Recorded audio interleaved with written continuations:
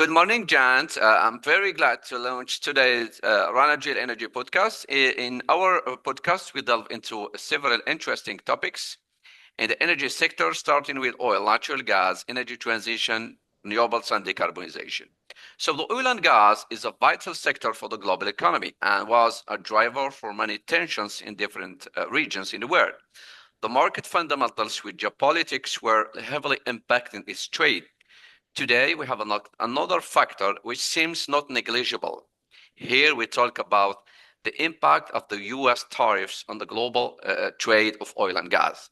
And it's the topic of the day. So to delve into this subject in details, I have the immense pleasure to welcome Miss Courtney Fingar. She is a leading expert in FDI, foreign direct investment with Fingar. She is a business editor for more than 20 years. So good morning, Courtney. My pleasure to host you this morning. Thank you for having me. Yeah, the pleasure is all mine. So let's go back to the 2nd of April. Series of tariffs have been played by the US administration in order to tame the reliance on the most of the world's countries in kind of product.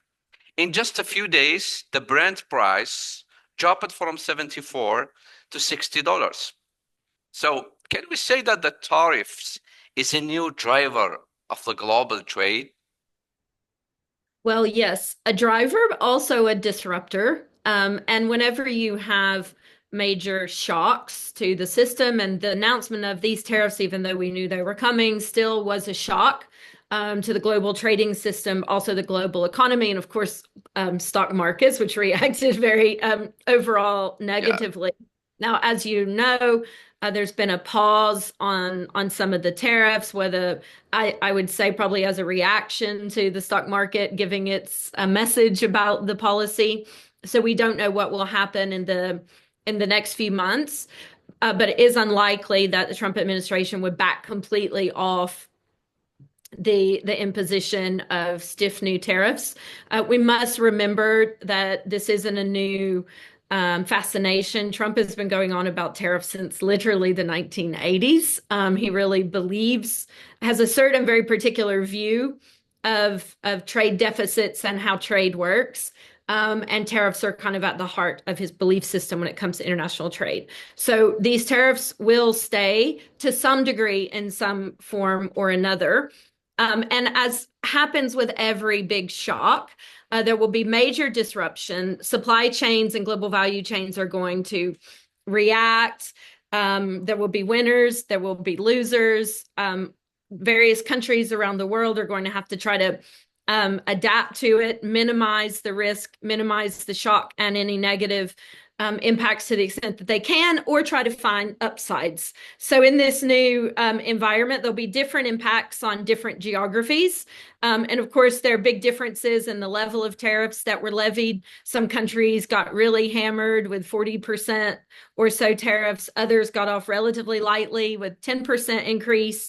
But also different industries will have different impacts and different reactions. And I would say that the situation with the tariffs as relates to oil and gas can also be linked to the desire on the part of the US, like many countries, to find energy independence and to try to incentivize production, exploration, and exploitation of resources in the US. However, there's also a realization that the US, like every other country, does not have total energy independence and meanwhile needs oil and gas to function. You also have an administration that is more hostile to energy transition and renewables, which I'm sure we will speak about. Yeah. And that means that as much as the US would like to say, well, we don't need to import oil and gas to this degree from other countries. It simply has to make its economy work. And I think that's kind of what the oil trading market was reacting to.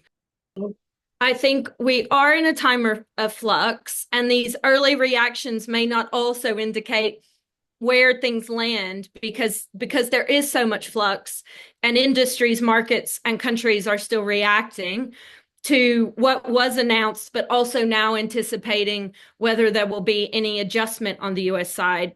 So it's very much a wait and see. But I think, again, there is this relevance to not just the tariffs, but this backlash in the US to everything associated with ESG. And that includes the E part as well. So you're having a US administration in many ways hostile to the energy transition, which is also interesting because these are in a way competing goals. So if you want energy independence, but sort of disincentivizing investment in renewables to sort of broaden, I guess, your mix of energy, that becomes a little bit contradictory. And I think Mhm. also we're going to see different reactions around the world to this pendulum that has swung in the US kind of against ESG, but including within that the energy transition. And I think also the oil markets might be reacting to that as well. Yeah, exactly. So I think one of the impact I see directly in the oil and gas industry that the U.S. administration imposed like sanctions on all the imports of aluminium and the steel from Europe, for example, and China. But aluminium, for example, and steel are the main components of the pipelines and the for refiners and other stuff. So we expect that we'll have more inflation in the US at the moment. And I think, as I totally agree with you talking about that I think he has to backlash in the future. I don't know because he cannot, let's say, withstand going with this policy in the future because the prices will have more inflation in the US. So, and that's really interesting. So, as I know that you all the time you deal with the investment with the investors. So the investors always look at the suitable conditions to launch any project and mainly our label business climate. This is normal. So you don't think this new era will you don't think this new era will perturb the commercial exchange between countries and even push the investors in the energy sector to relocate? Well, yes, again, there will have to be these reactions and a rethink of strategies.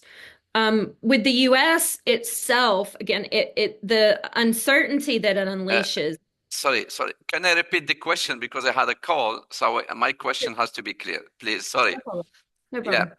So investors always look at suitable conditions to launch any project and mainly a reliable business climate. So you don't think this new era will perturb the commercial exchange between countries and even push the investors in the energy sector to relocate? It will for sure impact the investor strategies and cause a big rethink. One of the ironies with the tariff policies of the United States is one of the motives is meant to be incentivizing investment in the US. Now, combined with maybe the need to do some functions in the US to avoid the tariff, so in other words, tariff hopping, which will for sure happen to some degree, combined with some tax cuts that Trump administration has promised, will incentivize some investment. But equally, the policy uncertainty and even these wild swings of announcing a policy, then pausing it, and we don't really know, and the backtracking, and a little bit the policy making by tweet, also will scare off investors because of the lack of certainty. And when you think about greenfield investment in particular, so, physical investment, and you can include for sure energy projects in that. These have a long horizon, so you need to have some clarity about what the terrain and the investment environment is going to be like. And the uncertainty is going to scare some investors off. However, investors will always make their calculation of risk versus opportunity. So, how badly do they need to be in that market? How badly do they need to work with that market? If you take again the US, it will have some leverage. As for the moment, the world's biggest economy. It's also the biggest destination of inbound foreign direct investment, also the largest generator of outbound foreign direct investment across industries. So there will be some clout, but I think what we will see, not just in oil and gas, but in industries in general, is a hedging. hedging as a risk mitigation strategy. So no one's going to want to go all in on the US when the US seems to be a bit erratic, bit of an unreliable economic and trading partner, but will not ignore it. So spreading risk around, hedging, not going all in on particular geographies. I think that's the way that investors are going to navigate this particular environment at the moment. Yeah, exactly. And thank you very much for clarifying that. And I think one of the issues rising at the moment is let's say the impact of these tariffs on the climate change and let's say the commitment of many countries with the climate change policy and the regulations. So we all know that the US just announced that last January its withdrawal from the Paris Climate Agreement. Yeah. And this will put the investors in renewables under high pressure. So Yeah.